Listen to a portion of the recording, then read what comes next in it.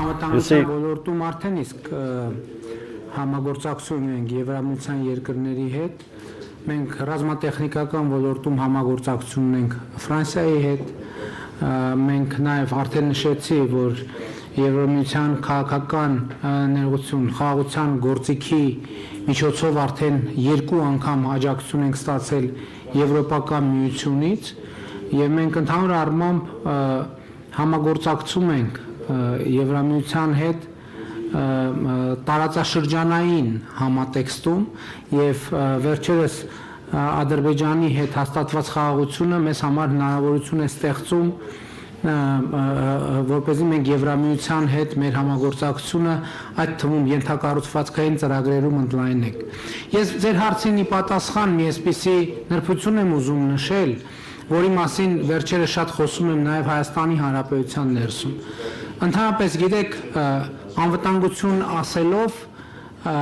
շատ հաճախ հասկանում են զենք, զինամթերք, բանակ, հատուկ ծառայություններ, օպերատիվ գործողություններ եւ այլն եւ այդպես շարունակ, եւ մենք շատ երկար 30 տարի այդ ընկալման մեջ ենք եղել։ Հիմնական խնդիրը, որը ես տեսնում եմ եւ հիմնական ընկալման փոփոխությունը, որը ես տեսնում եմ, հետեւյալն է, որ Հայաստանում են շատ խոսում է անվտանգության երաշխիքների մասին։ Ինձ համար հիմա ակնհայտ է, որ անվտանգության միակ երաշխիքը խաղաղությունն է։ Չկա ավելի հուսալի անվտանգության երաշխիք, քան խաղաղությունը։ Երկրորդ շերտի անվտանգության երաշխիքը համագործակցությունն է, փոխկապվածությունը,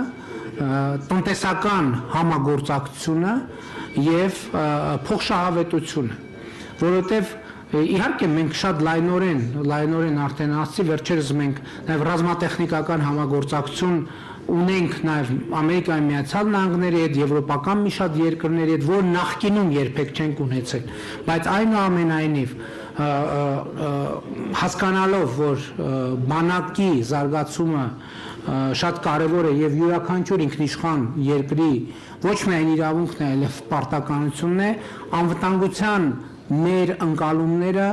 փոխվում են ժամանակի հետ ավելի շատ ռազմականից դառնալով քաղաքական եւ դիվանագիտական եւ ես կարծում եմ որ մենք ավելի շատ պետք է շեշտը դնենք այս տրամաբանության վրա ներսում էլ Հայաստանի ես այս մասին խոսելիս ասում եմ բանակը մեզ համար անվտանգության ոչ թե գործիք է այլ անվտանգության ռեզերվ է երբ որ հանկարծ որևէ պայմաններում իմ ասած առաջնային գործիքները խաղաղության հանկարծ չաշխատեն խաղաղությունը համագործակցությունը փոխգործակցությունը եւ այդպես շարունակ